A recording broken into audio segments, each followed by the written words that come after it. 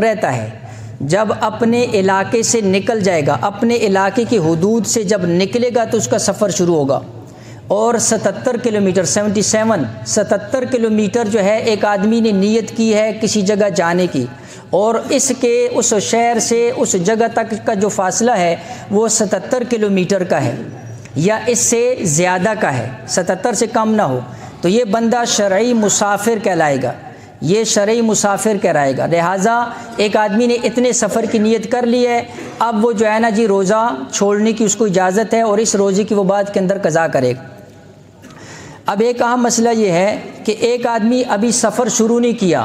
سحری کا وقت یعنی ابھی سحری کا وقت ختم ہوا اور وہ اپنی جگہ کے اوپر ہے،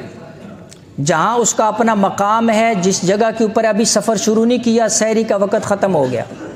اس کے بعد اس نے سفر شروع کرنا ہے،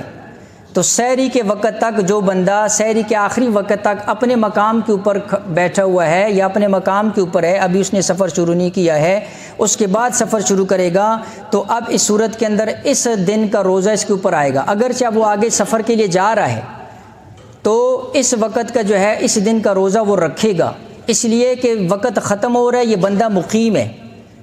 وقت روزے کا ختم ہو گیا، سحری کا وقت، یہ بندہ اس وقت تک مقیم ہے، اور جب تک یہ مقیم ہے تو اس دن کا جو ہے یہ سفر، اس دن کا روزہ جو ہے یہ کیا کرے گا، رکھے گا۔ ایک آدمی نے سفر شروع کر دیا اور سفر جو ہے شروع کرنے سے پہلے وہ روزہ رکھ چکا تھا،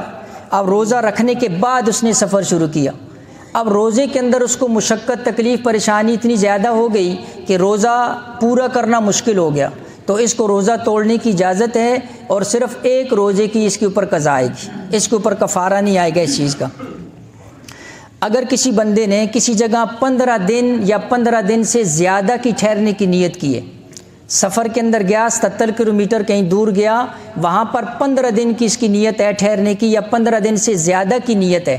تو اب یہ بندہ مقیم ہوگا، اور اب اس کو جو ہے روزہ چھوڑنے کی اجازت نہیں ہے، اب یہ سفر کے اندر شمار نہیں ہوگا بلکہ یہ روزہ رکھے گا، اور اب جو ہے نا جی یہ شرن کیا ہو گیا، یہ مقیم ہو گیا ہے۔